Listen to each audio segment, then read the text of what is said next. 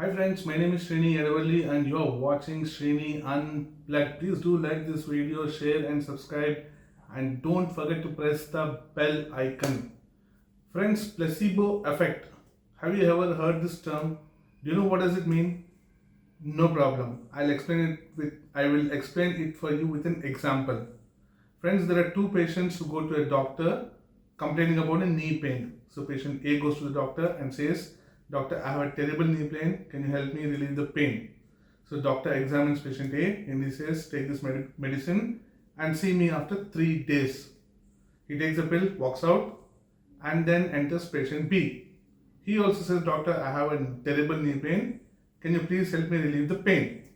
So he examines the patient B, gives him a pill, and says, "See me after 3 days." Enter day 4 and enter the placebo effect. So patient A says, "Doctor, thank you very much. I have been relieved of my pain. It worked like a magic." So he walks out. Patient B also says, "Doctor, thank you very much. I have been relieved of my pain and it worked like a magic." Doctor stops patient B and says and reveals the secret. He says to patient B, "Do you know, actually I didn't give you any medicine at all." The patient B is surprised. So then doctor says, "What you took was a sugar coated pill both inside and outside. Any painkiller is supposed to have a chemical compound or an active ingredient that actually reduces the pain." So this for patient B there was no such medicine that was recommended which had these components. It was just a plain sugar coated pill both inside and outside, and the pain vanished, right? So what did the doctor do to patient B which was different from patient A, right? He created a placebo effect in both the cases, but more specifically in patient B. Now, with this example, we are clear what a placebo effect is. A placebo effect basically helps in calming down the nerves and giving an assurance to the patients by the doctors with an assurance that everything is all right, irrespective of knowing that the patient has a particular problem, right? This is what a placebo effect is all about. Now, you guys might be thinking, why is Srini talking about placebo effect, a medical term? Friends, while this is widely used in medical industry, specifically in the hospitals, because day in and day out when patients go to see the doctors basically assures them, irrespective of the intensity of the problem, they say everything is going to be all right, you will be perfect. So that basically soothes down the patient's mind and calms his nerves and keeps him relaxed, right? But this also happens in other. This can also be applied to other areas as well. You can name it, and this can be applied out there. So the question comes: why am I talking about this placebo effect? Friends, I'm talking about placebo effect because our uncle Xi Jinping is giving this placebo pill to Chinese people day in and day out. When people are in trouble, they go to doctors, specifically healthcare related. I'm just trying to draw an analogy. So when they have a healthcare issues, they go to a doctor to get a comfort and an understanding of the severity of the problem. The doctor assures them that everything is all right, right? Or maybe he'll try to recommend, but more or less, he creates a soothing effect and a calm nerving effect. Xi Jinping uncle knows that the economy is not doing well. He knows that the Chinese people are given information from outside sources, because within China, a lot of it is basically what you call censored, right? So they will not tell the truths to Chinese people. And when Chinese people travel abroad or anywhere, they get to know the facts and the realistic situation of the economy. So what Uncle Xi Jinping is doing is basically giving this placebo pills to the Chinese people and keeping them calm and composed, saying that everything is all right. The question is, how is he doing that, right?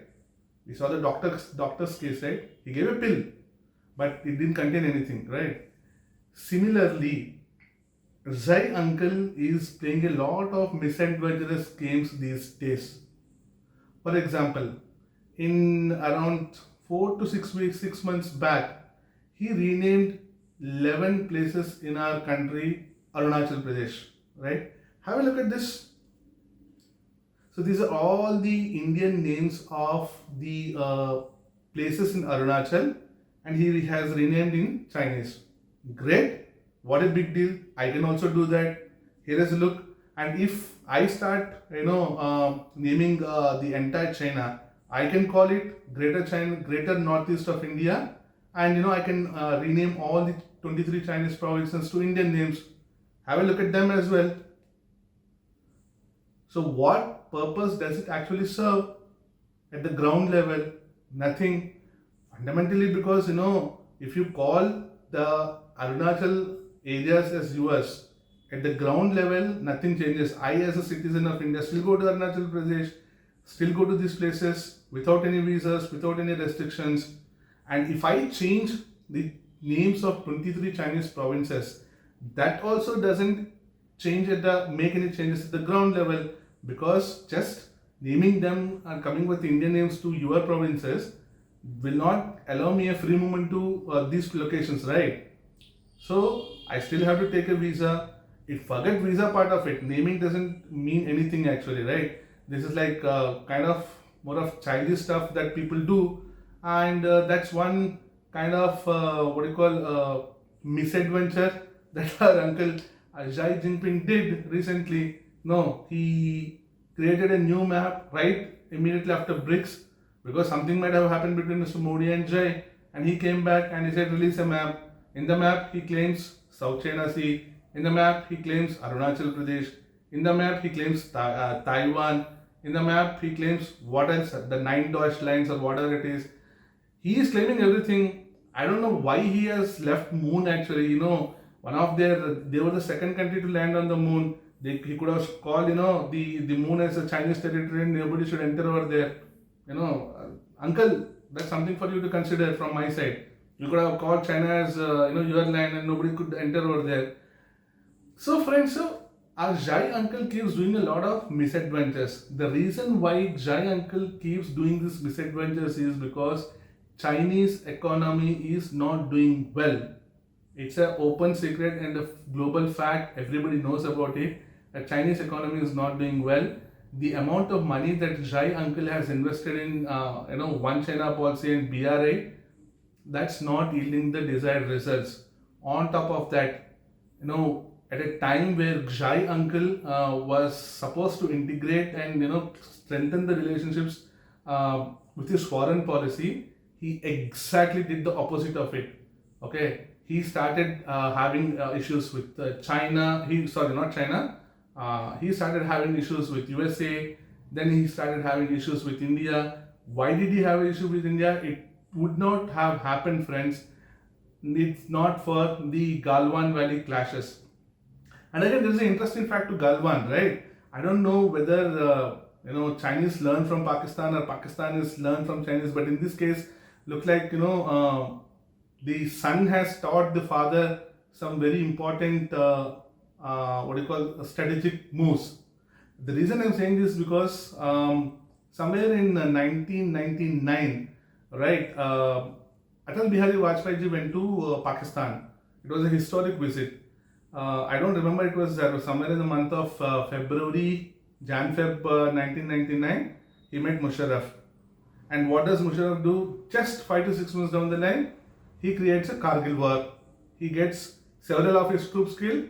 He gets 550 odd people of our brave soldiers killed. Unwanted, uncalled intrusion, right?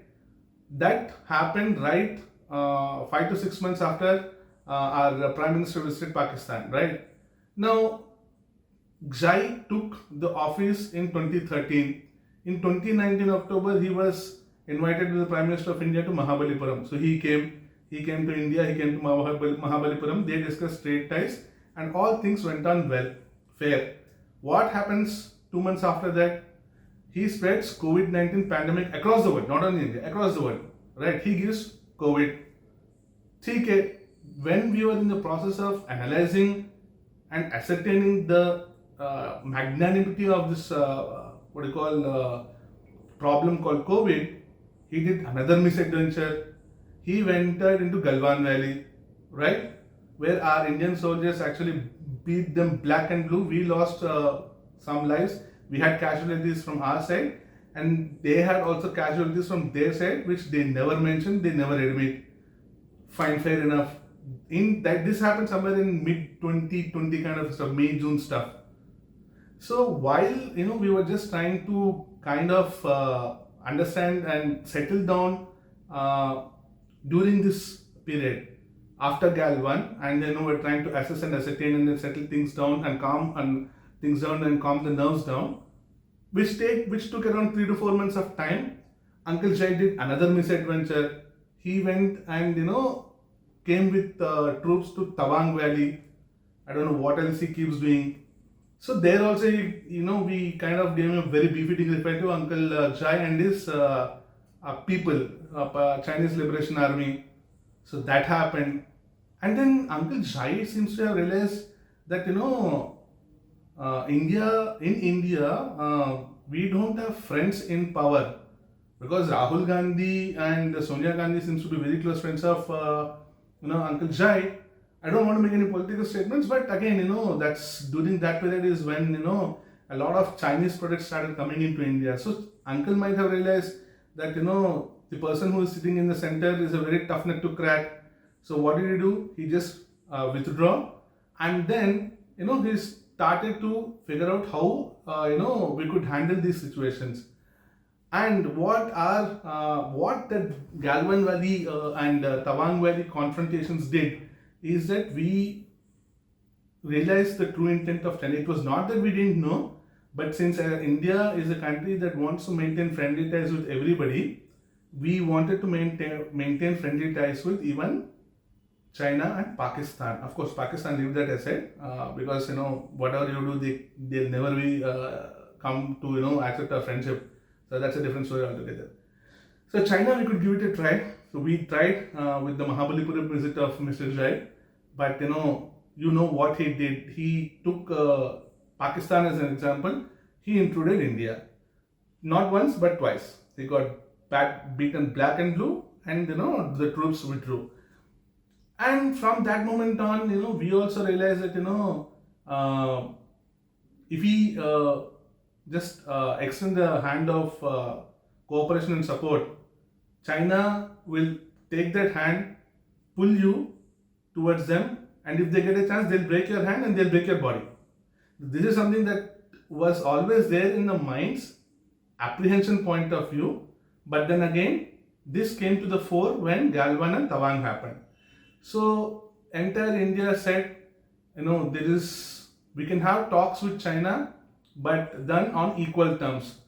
That is not something that our uncle doesn't like equal terms. No, uncle thinks he is above everybody. He's the emperor, right? And that's what he did. Actually in China, guys, actually there is a rule, a 10-year tenure rule, if I'm not wrong, where after 10 years you cannot be the president again. So what Uncle Jai did, I don't know, he has a lot of internal fears, I believe. He got that rule removed and put a new rule saying that he will be the emperor or president of China as long as he lives. I think that is something that he did pretty recently before the second term. He became the president of that country. So very insecure person, uncle. I don't know why you are insecure. You are running the second largest economy. You have the people's backing behind you. People's backing, I don't know. Maybe people, I don't know whether your people are backing you or not. But uncle, as an Indian, actually I should be hating you, but somehow, you are such a comic person that, I enjoy, every bit of news about you generated by your mouthpiece called Global Times. So I definitely enjoy that, uncle. And friends, the coming to the point. So this is the reason why Uncle Jai is doing all these misadventures. Basically, what Uncle is doing is he is giving these placebo pills to Chinese people to keep their minds occupied in other areas so that the pain doesn't show up or excruciate to a point where these people will start saying that Uncle Jai, enough is enough. You either please get out or we'll throw you out, right? He doesn't want that kind of people power to come to fore and create a threat for his presidency. That's one of the biggest reason why Uncle Jai is doing all this drama, right? And he will continue to do it. It's not the first time, right? This is not the first instance, and this is not going to be the last instance too. So he'll continue to keep doing this drama, and in the process, we don't know if there is no confrontation. Well and good, because at the end of the day, nobody wants to come to a situation where you die for no reason. If there is a genuine reason where in the borders where you are fighting for, and there's a casualty that had happened at that point of time, it's a different ball game. But just on the whims and fancies of Uncle Jai, he's getting Chinese Liberation Army personal kill, which is not good, Uncle. I think you have a huge army, accepted, but again, you have your own demographic problems, you have your own economic problems, you have your own international relationship problems, you have your own trade problems.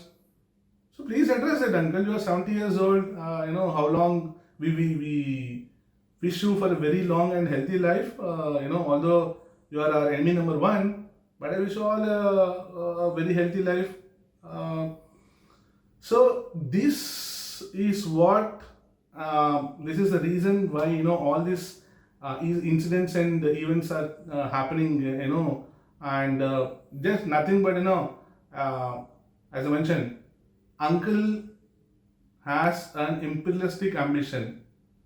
Imperialistic ambition means, before getting colonized, you start with imperialism, where Uncle will try to assert the Chinese power on other nations, small and steady way, and eventually colonize them, right? That's what Uncle is trying to do, which is not good for the world, Uncle. There's a lot of colonization that we have seen. We don't want colonization again. We don't want imperialism again. You do your job, take care of your economy, serve the world, and keep the world a happy place. Okay? Don't do what we call in our Hindi languages chichorapan. Naughty and mischievous things and misadventurous things that you keep doing every now and then. Because it doesn't serve anybody's purpose, it doesn't change anything on the ground, right? So Uncle Jai, wish you all the best, and I'll keeping track of what is happening in China and your economy with respect to your banking and financial institutions, trade and other things. That's my area of interest. I keep doing that. So I'll keep coming up with more suggestions for you, Uncle Jai. And I hope, if this reaches you, I hope you definitely, take a leaf out of my inputs. Too big a word to say, but still, what's wrong, right? Uncle Jai, all the best. Build international relationships, make relationships, and don't break relationships, right? All the best, Uncle. And friends, with that, I come to the end of this video. If you enjoyed this video, please do hit a like button, share and subscribe, and don't forget to press the bell icon. Thank you very much. Vande Matram. Bharat Mata ki Jai.